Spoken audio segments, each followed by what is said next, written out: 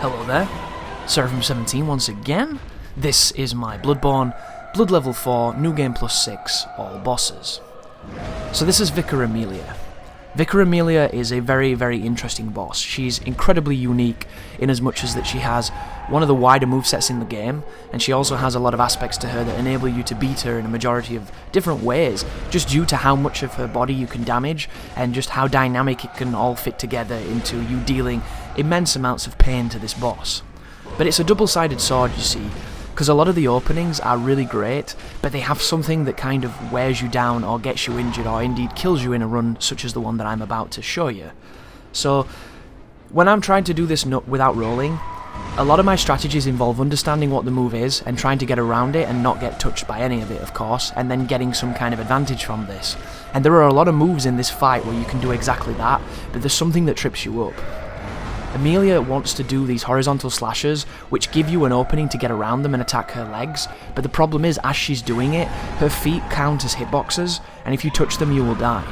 So there are these wonderful, intricate moments of, if you can get around this attack, see which one it is precisely, react really fast, and then swing around her without coming close enough to her feet to take damage, but not going so far away that you get hit by the move, you can do some really cool punishes. But reacting to this stuff is really hard to do, and it's similar with the jumping or the Jesus fist, as I dubbed her double-handed crushing move where she hits you with the wind. When you're at a distance from Amelia, she can do pretty much three things. She can do the jump attack, which has got three different versions. She can move distance to get closer to you, or she can do the Jesus fist, where she puts her hands together in prayer and she crushes it on the ground and it does a shockwave. Predicting which one she's going to do is very difficult to react to run past. If she does any of the jumps, it's very easy. If she does the Jesus fist and you aren't in the right range, it can be almost impossible to run behind it, because as she brings her arms down, not only do her knees seem to count as a hitbox, her elbows do, her entire forearms do, and it's one of those moves where you just seem to get squashed every time unless you are very close and you sprinted at the perfect moment. So punishing a lot of this stuff becomes very risky and very difficult to commit to, and you have to 100% commit or you will die.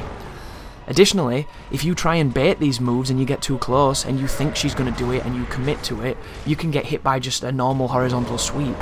So it's this interesting Russian roulette of trying to get the right move. And that's not even mentioning that halfway through the battle she's going to heal, and on this difficulty her HP is so high that healing is a big thing. But we're going to use that opportunity to build beast pellet mode, and we're going to break limbs, and we're hopefully going to take this beast out.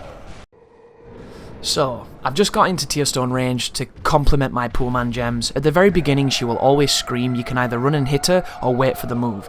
Remember how I was saying you have to really commit to getting under the Jesus fist? Well, that's what it looks like when you commit. Don't ask me how I knew it was going to be one, I just kinda did. And right now, same reason. I kinda had the feeling she was going to do it, so I committed to it, and I get a couple of hits. You may also wonder, why aren't you using the buffs, Chris? I get really frustrated with buffs in Bloodborne. Every time I buff, I get a bad pattern from a boss and I die immediately. Every time I don't buff, I generally have a much better fight, so I just get to the point where I just don't buff sometimes, because I get so frustrated replenishing them, and I get so annoyed at myself for wasting them. And it's all down to how the game's designed, and I don't like it, but you have to put up with it because it's as it is.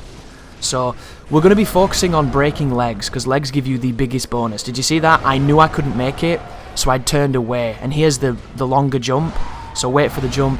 Attack the damaged leg. You can stagger her by hitting either leg, either arm, or her face, and she's just healed both her legs just then, so now we can crush them again. There's the big claw. I'm trying to bait the jump by being at long distance. There's the jump. Couple more hits here. Don't get too greedy, because if she does the backstep towards you, she will step on you, but she almost never does that in one player. That is a co-op exclusive piece of garbage. But build that beast pellet. There she goes, transitioning into the final phase of the fight. There's a micro stagger where we break her arm, do a couple of hits, and then she's probably going to heal now. So I immediately go for the knee that I haven't broken, and I'm going to build as much beast blood as I can. So hopefully we'll break it. If we break it, I can focus on maybe hitting her head, maybe break the head, and then maybe break something else. And just keeping that pressure applied as she does the tantrum attack, which can actually be cancelled into a jump attack, so never ever shoot her when she's doing that move. If you shoot Amelia while she's doing the tantrum, she'll cancel into a jump and she'll kill you. It happened to me, trust me guys, not a good time. But we break the arm again, We get away from her. There's the backwards claw. What's she going to do? She does the big jump. She telegraphs it. We attack the weakened limb. This should be it. And that's the end of Vicar Amelia. That boss is... I would never call it a difficult boss once you understand it, but it's difficult because you understand...